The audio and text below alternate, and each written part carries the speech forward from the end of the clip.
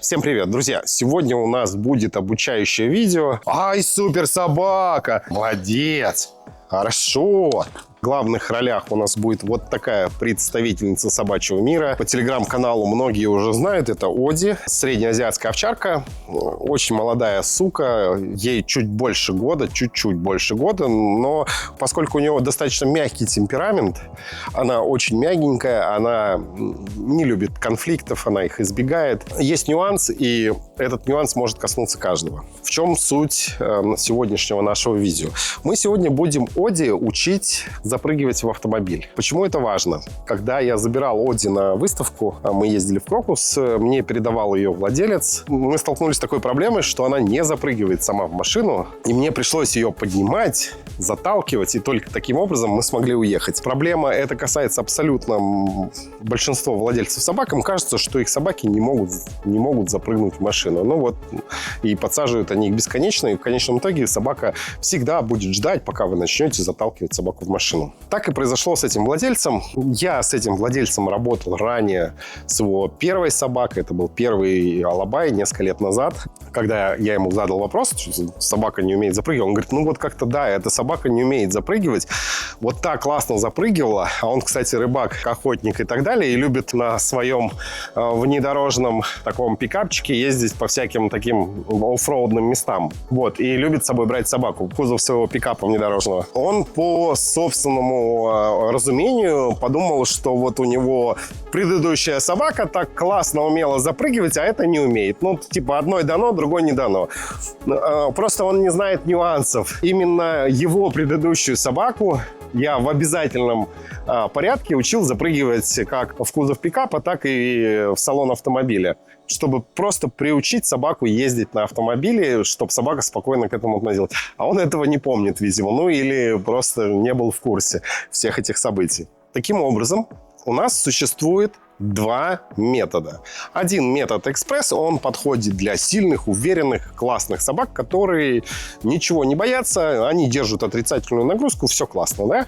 Он быстрый, там, в течение 50 минут можно этот навык выучить и закрепить. Никаких проблем нет. В большинстве случаев именно этим первым методом я и пользуюсь. Второй метод, он как раз подходит для вот таких мягких собак. Здесь форсировать события нельзя, нужно быть предельно аккуратным, мягким, спокойным. И здесь у нас будут промежуточные эпизоды, промежуточный тренинг, скажем так, подводящие к этому действию. Первое, с чего мы начнем, это подводящее упражнение, в котором будем обучать собак ставить лапы на какую-то возвышенность, на какой-то предмет. Сразу скажу, я Оди уже научил запрыгивать в машину, научил запрыгивать в багажник вот такого пикапа.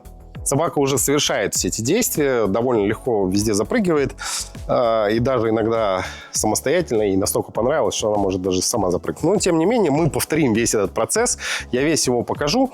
И вот первый этап промежуточный, мы должны научиться ставить лапу на какую-то поверхность, на какую-то возвышенность. Вот начнем с такой небольшой лавочки. Обязательно используем лакомство. Я в этот раз привез семенники нашего производства.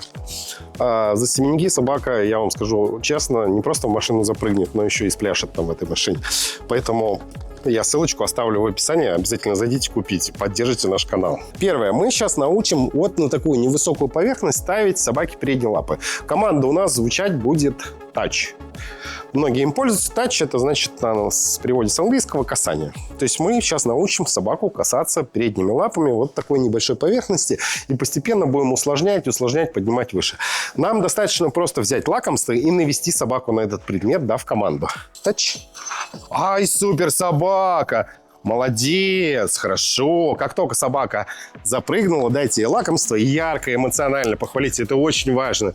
Чем ярче вы будете хвалить, тем лучше собака усвоит то, что ей нужно. Кроме того, мы можем эту команду маркировать. То есть мы, когда собака совершает это действие, мы должны обозначить, что означает вот это самое действие. То есть, когда собака стоит на поверхности, мы даем команду и сразу отдаем кусочек. Запомните, между тем, как вы дадите команду и отдадите кусочек, должно пройти не более 2 секунд. Тач. Хорошо, собака, молодец. Тач. Хорошо. Для этого не нужны большие кусочки, можно взять кусочки поменьше, потому что ваша задача не накормить собаку, а подкрепить ей необходимое поведение. Но в нашем случае мы сейчас маркируем. Тач. Хорошо, собака. Иди сюда. Скорее, скорее, скорее, скорее, Оди. Тач. Отличная собака. Отличная собака. Молодец. Хорошо. Тач. Отличная собака. Хорошо. Гуляй. Ай, супер. Для того, чтобы завести собаку, я ей предлагаю кусочек, и этим кусочком навожу, чтобы собака поставила передние лапы на вот эту вот лавочку. Тач. Вот. Хорошо, собака. Отлично. И я тут же маркирую это действие для того, чтобы собака запомнила, что по команде тач она должна поставить передние лапы. Сейчас мы возьмем планочку повыше. Сначала мы пробовали ставить лапы сюда. Сейчас мы будем пробовать лапы ставить уже сюда. Хорошо, собака. Тач. Отлично, хорошо. Отличная собака. И вот сейчас мы попробуем то же самое тач, только чуть-чуть повыше. То есть уже на реальном багажнике этого внедорожного пикапа посмотрим, как она будет это делать. Тач.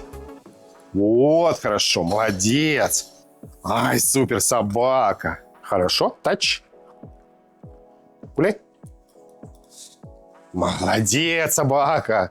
И вот когда у вас собака освоит навык, то есть она уже научится ставить лапу, мы через этот этап перешагнем и чуть-чуть простимулируем, чтобы собака запрыгнула. Чтобы простимулировать, это как раз вот первый метод.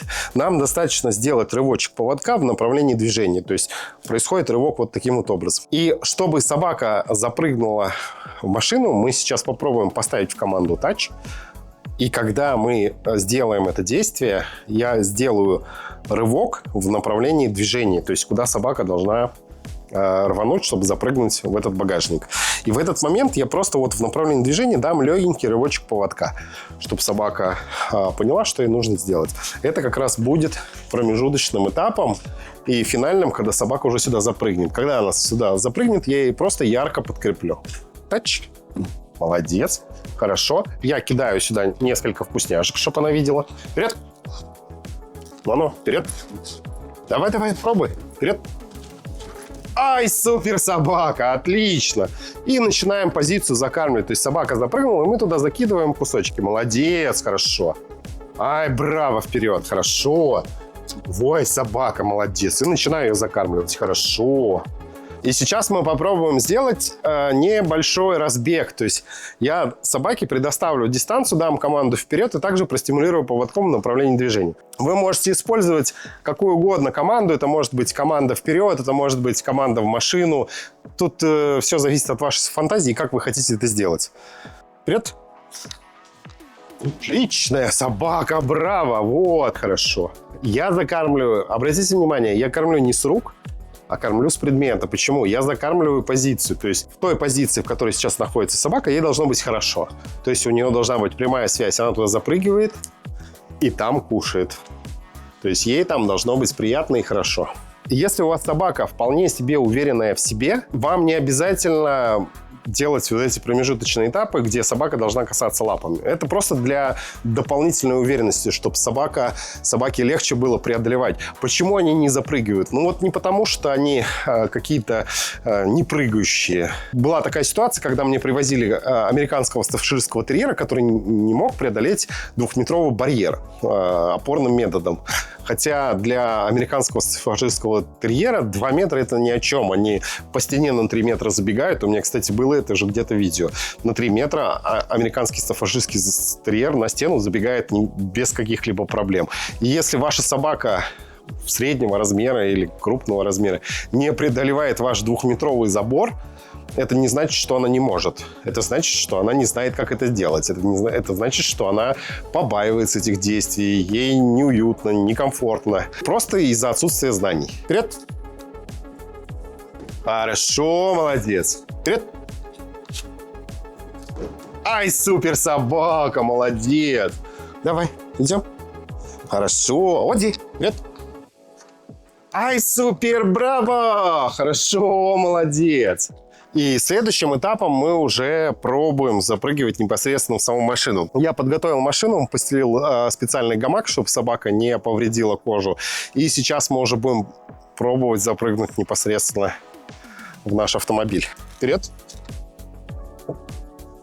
Да, супер! Вот так, супер, собака! Да, похвалили ярко. Собаке страшно в машину запрыгивать. Идем. Хорошо. Хорошо. Вперед. Ай, супер, браво. Хорошо. Видели, в самом начале собака это делала неуверенно.